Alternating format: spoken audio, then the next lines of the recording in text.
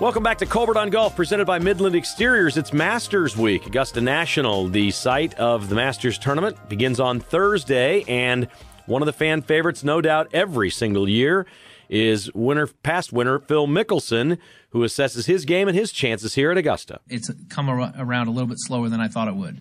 I really thought I'd start the year out on fire, and it couldn't have been further from that. But I'm excited with what's going to happen the rest of the year. I'm excited with where I see my game going. I feel that, again, it's kind of like you got to take baby steps. And the first step for me was getting my aggressive style back, getting my focus back to make birdies, and that mental intensity that's needed to be able to get at pins and play holes properly and make birdies. But I've also, in the process these last couple of weeks, thrown away a lot of shots. I've been a little careless. What does that sound like? It doesn't sound too unfamiliar, but now that I got the aggressive play back, now I can start to manage it a little bit better. All right, there's the comments of Phil Mickelson, who's had a down year this year, but played better last week. Jim, what do you think about Phil? Does Lefty have a chance to win this thing this week, or has it just been a struggle for him this year? Well, I think he's shown some real signs that he's had some really good rounds. He seems to be putting better, making the short putts. He misses a lot of short putts, but his driver's gotten away from him, from what I've been able to see on television. But, you called him lefty. Phil Mickelson, Bubba. Left-handers, it's a hook course. For them, it's a fade course. And most players in the world would tell you it's a little easier to control a fade than a hook. That it doesn't get out there quite as hot as a hook does. And, they've won, 6 Masters, I think, the left-handers. So there's probably a little advantage there. And that place really turns Phil on, just like Tiger and the rest of them. I definitely wouldn't count him out. There was a long, long time they said lefties couldn't win at Augusta. Was it just not enough talent in the pool of left-handed players? Because these guys, as you've mentioned, are hitting that fade, and they're hitting it so high. They're able to hit it so high into the greens that it's a huge advantage, and they're talking about trying to Bubba-proof this course. There's no such thing unless you build big enough trees on the right side. What he does, he plays it out over the trees and fades it back in. There isn't much you can do, is there? Not really. The fact that the lefties didn't win sooner, the only one that I could think of that was really world-class was Bob Charles. So you had one guy against 70. But Phil is, he can play in Bubba. I mean, the golf course, it's for the long hitters. It's for the guys that don't three-putt. So, they eat up the 5 pars. The real score comes on you don't 3-putt, you play the 4 pars in par. If you play the 4 pars in par, you're probably going to win the tournament.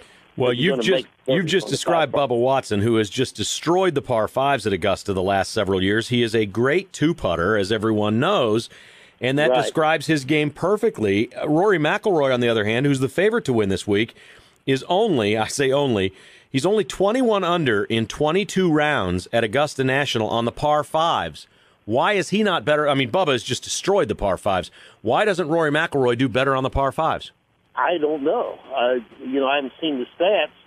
I would just assume that he didn't drive the ball as well. Bringing like the second hole, you need to hook it down the hill. 13, you need to bring it down the hill with a pretty good draw.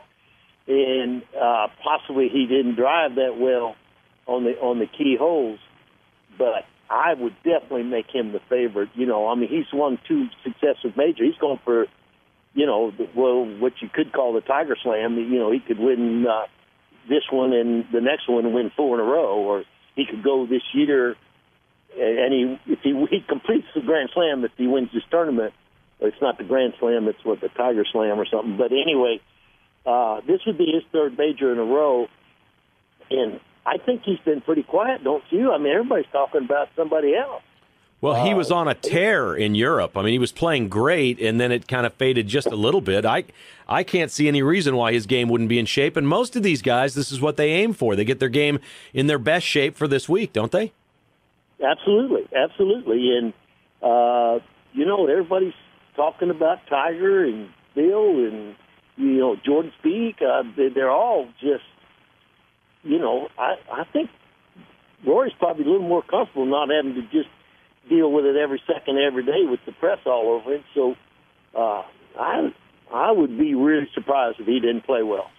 Adam Scott has won the Masters, and he's going back to his long putter while he still can. He's been working with a shorter one, trying to get ready for when the rules change, and he's going back to the longer one this week. Good idea or bad idea? Well, I would assume it's a good idea because he has putted really well with that long putter, and he was a really good player before he went to the long putter, but he didn't have tour quality putting, at a real high level, and that changed when he went to the long putter.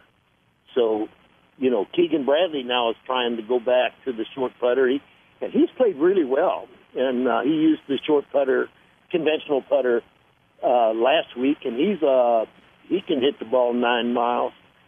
And Adam Scott, this should be the most exciting Masters in years. There's so many guys that are young and playing well, and Jason Day, he's got to be, my goodness, he's due to win a major. He's up there like crazy, and Patrick Reed, he likes to hit a hook, and he hits a really good hook, and he's long, and he's not afraid of anything. Throw Dustin Johnson in there, who hits it farther than him. Phil, Henrik Stenson. Henrik Stenson's a terrific player. You've named a bunch of players there that haven't won this event, and for the most part haven't won majors. Keegan Bradley has, but mostly haven't won majors. How difficult is it for one of those players if they come down the stretch on Sunday, back 9, let's say you're tied with Rory or one ahead or one behind, and somebody, Rory hasn't won this particular tournament, but he's won majors, or if, Phil Mickelson sitting there playing, or Adam Scott, somebody who's won this event, how difficult is it to break through and win this when you haven't, if you're competing against someone who has? I don't think they pay attention to that at this stage in their career. These guys are all up-and-comers, upstarts. Nicklaus used to throw the fear into everybody, and Tiger doubled that, throwing the fear into everybody. Rory's not exactly in that shape right yet. He is really, really good, but they're not going to get upset with the other names on the board.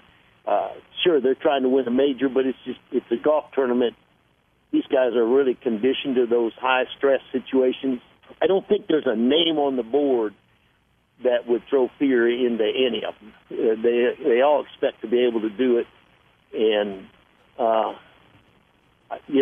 things can happen. You get a crazy bounce, you can do something, and maybe make a bad decision, or what the announcer calls a bad decision. But in this game, it's a dealer's choice. You get to make your own decisions whether you go for it or you don't go for it, and that depends on the individual players. And I don't see these guys making big mental errors. They know what they can and can't do. May not work, but when they do something, they know exactly what they're trying to do. So I don't think there's a fear factor. There's the thoughts of the pro, Jim Colbert, on this week's Masters tournament at Augusta National. You're listening to Colbert on Golf, presented by Midland Exteriors. More coming right up. You're listening to Colbert on Golf, built by Midland Exteriors. Online at midlandexteriors.com. Midland Exteriors, we've thought of everything.